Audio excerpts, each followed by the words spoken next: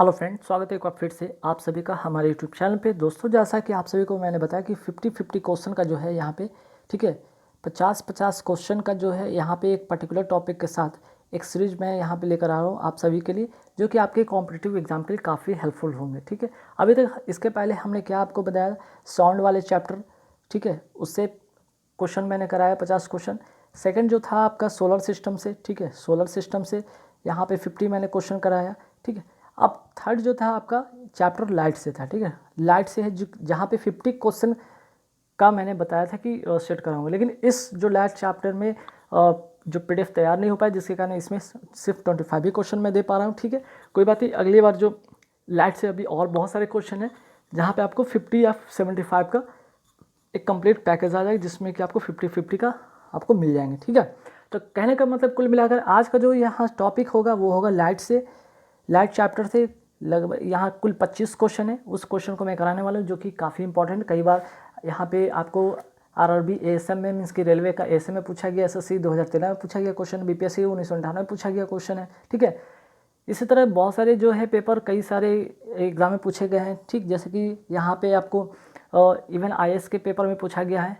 तो बहुत से ऐसे क्वेश्चन जो कि मैं बताता चलूँगा कौन कब क्वेश्चन पूछा गया है। तो आइए यहाँ पे फर्स्ट क्वेश्चन को देखते हैं। ठीक है, फर्स्ट क्वेश्चन है कि प्रकाश छोटे छोटे कणों से मिलकर बना है, जिसे कहते हैं, क्या कहते हैं? चार ऑप्शन, परमाणु, पॉजिट्रॉन, न्यूट्रॉन, फोटोन। ठीक है, तो उसका जो करेक्ट आंसर होगा वो होगा फोटोन। ठीक है, फोटोन। अगर थोड़ा सा अगर हिंदी में टाइपिंग में मिस्टेक हो तो उसे थोड़ा इग्नोर करेंगे। मेन चीज़ है आपका यहाँ पे आंसर जो है कि इसका आंसर क्या होगा। ठीक है, फोटोन। ठीक, तो फर्स्ट का आंसर क्या होगा? डी नंबर इसका करेक्ट आंसर होगा। नेक्स्ट जो क्वेश्चन है, और प्रकाश तरंग किस प्रकाश तरंग की है? ठीक है, प्रकाश किस प्रकार की, सॉरी यहाँ पे र छूट गया, प्रकाश तरंग किस प्रकार की तरंग है? ठीक है, और ये जो क्वेश्चन है आपको रेलवे का एएसएम में पूछा गया क्वेश्चन है। ठीक है, ये क्वेश्चन रेलवे एएसएम 2004 में पूछा गया ये क्वेश्चन है। तो ये कैसा तरंग है? अनुप्रस्थ तरंग है। ठीक है, इसका जो करेक्ट आंसर होगा वो होगा ए नंबर आंसर होगा, अनुप्रस्थ तरंग। ठीक, नेक्स्ट क्वेश्चन पे आते कि प्रकाश का तरंग, ठीक है, प्रकाश का तरंग सिद्धांत किसके द्वारा प्रस्तावित किया गया था? तो इसका करेक्ट आंसर होगा वो होगा हाइगेंस के द्वारा। ठीक है, इसका करेक्ट आंसर होगा हाइगेंस के द्वारा। ठीक, चलिए नेक्स्ट क्वेश्चन पे आते हैं। नेक्स्ट क्वेश्चन है कि निम्नलिखित में से किस घटना के आधार पर प्रकाश तरंगों के अनुप्रस्थ होने की पुष्टि होती है? अभी मैंने बताया था कि जो प्रकाश तरंग होता है किस प्रकार का तरंग होता है। ठीक है, अनुप्रस्थ तो होता है, इस बात की होगी। अच्छा, इस तरंग की होने की पुष्टि ये घटना किसके आधार पर होती है, किस घटना के आधार पर होती है?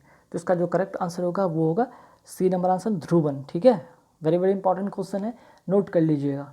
ठीक है, वेरी वेरी VVI मैं लिख देता हूँ, वेरी वेरी इंपॉर्टेंट क्वेश्चन है, आप नोट कर लेंगे इसे या फिर स्क्रीनशॉट ले लेंगे। चलिए नेक्स्ट क्वेश्चन है, प्रकाश के विद्युत चुंबकीय स्वरूप की खोज किसने की?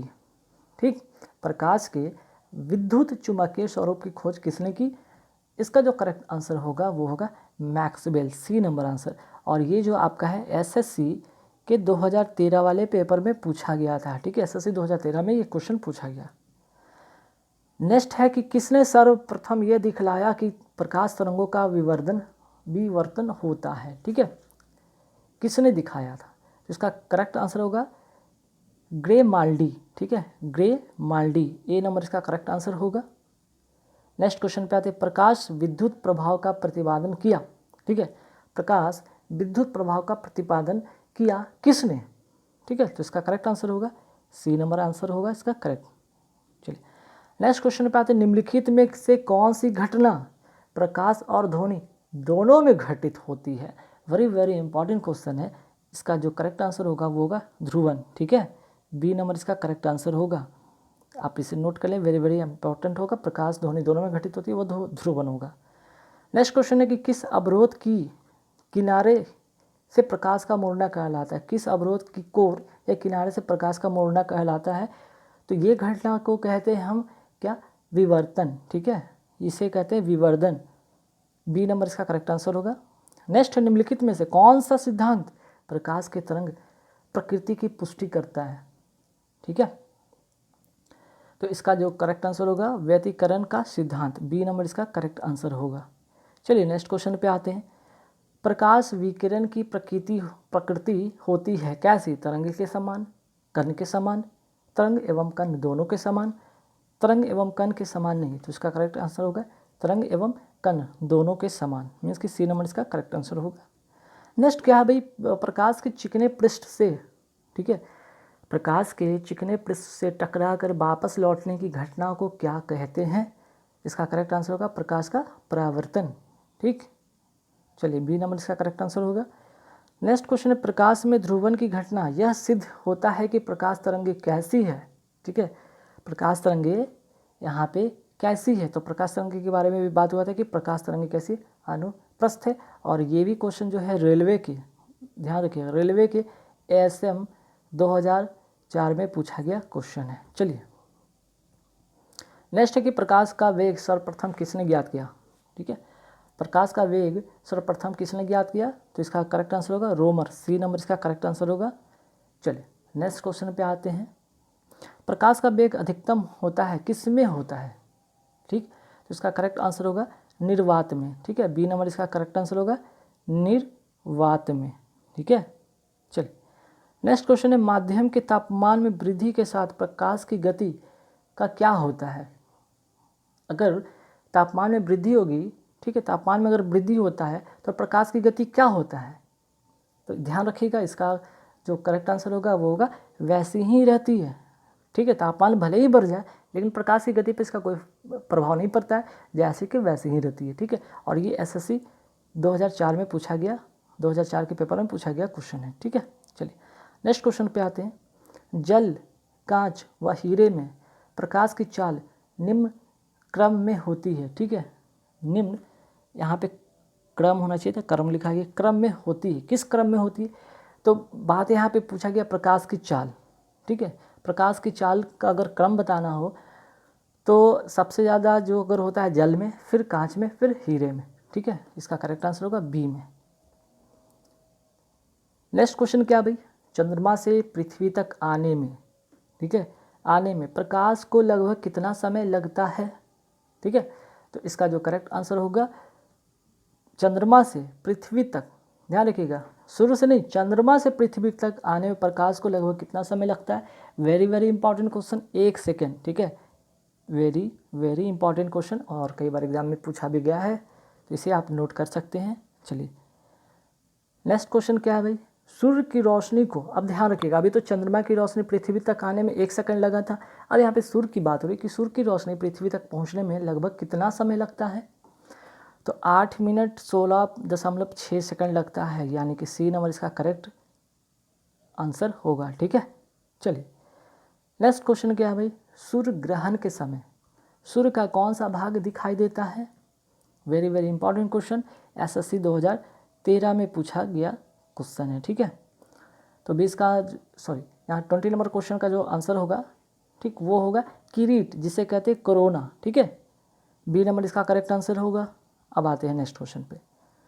पूर्ण सूर्य ग्रहण का अधिकतम समय होता है कितना देर के लिए या कितना सेकंड के लिए जो होता है एक कंप्लीट जो होता है सूर्य ग्रहण होता है? तो आंसर जो करेक्ट होगा 460 सेकंड के लिए। ठीक है, वेरी वेरी इंपॉर्टेंट क्वेश्चन है ये भी।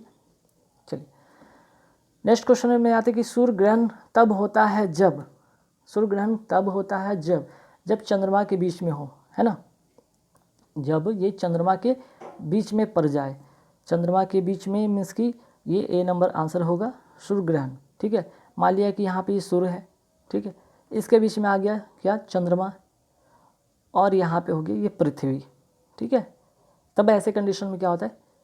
तो क्या होता है कि सूर्य ग्रहण मतलब क्या कि सूर्य का दिखाई नहीं देना, कुछ हिस्सा या पूरा हिस्सा, तब जब ये चंद्रमा बीच में आ जाता है तब ऐसा कंडीशन उत्पन्न हो जाता है। क्लियर? चलिए नेक्स्ट क्वेश्चन पे आते हैं। चंद्र ग्रहण घटित होता है, ठीक है, अभी तो सूर्य ग्रहण की बात होगी, तो जाहिर बात है जो ग्रहण होगा वो दिखेगा नहीं। अब चंद्र ग्रहण का क्या यहाँ पे होगा?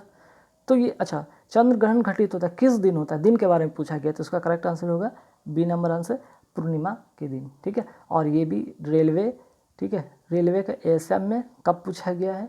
2004 में ये भी सवाल पूछा गया है। चलिए ठीक है, आगे बढ़ते हैं सवाल पे। सूर्य ग्रहण कब होता है? ठीक है, चंद्र ग्रहण तो पता चल गया कि पूर्णिमा के दिन के होता है। चंद्र ग्रहण पूर्णिमा के दिन होता है। तो सूर्य ग्रहण कब होता है? ये होता है अमावस्या के दिन, ठीक है, अमावस्या या प्रतिपदा जिसे कहते हैं। ए नंबर आंसर करेक्ट होगा, अमावस्या के दिन। चलिए, और इस वीडियो का आखिरी जो क्वेश्चन होगा, एक काटा हुआ हीरा क्यों जगमगाता है, मीन्स कि क्यों ज़्यादा चमकता है, इस तरह से कह सकते हैं इसको। इसका रीज़न ये है कि पूर्ण आंतरिक परावर्तन के कारण, ठीक है। तो गाइज यहाँ पे कुल यहाँ पे 25 क्वेश्चन यहाँ पे कंप्लीट होते हैं, ठीक है। अब रहा इसका पीडीएफ। तो पीडीएफ कहाँ मिलेंगे? टेलीग्राम ऐप को डाउनलोड करें। टेलीग्राम पर जब डाउनलोड करेंगे तो वहाँ पे आप सक्सेस प्लेटफॉर्म की को सर्च करेंगे, वहाँ ज्वाइन होंगे, और उसके बाद इसका वीडियो भी, ठीक है, इसका वीडियो और साथ ही पीडीएफ आपको मिल जाएंगे, ठीक है। तो गाइज आशा करते हैं कि आपको ये वीडियो पसंद आया होगा। वीडियो पसंद है तो लाइक भर भर के करें यार। जो लोग नए जुड़ रहे हैं हमारे चैनल को जरूर सब्सक्राइब करें। Thank you very much.